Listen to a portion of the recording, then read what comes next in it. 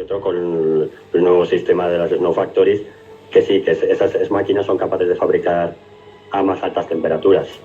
¿Y cómo funcionan? Si se puede, si no es secreto. A ver. Gracias, Sofía. Y tener en cuenta, que todo el mundo que nos escuche, hay que tener en cuenta que no solo esas campanadas nos las vamos a tomar cada uno en nuestra casa, que es que en la cadena de las 11 hay un... No fuera a 30 grados. Ya, lo que sí, estamos fabricando claro.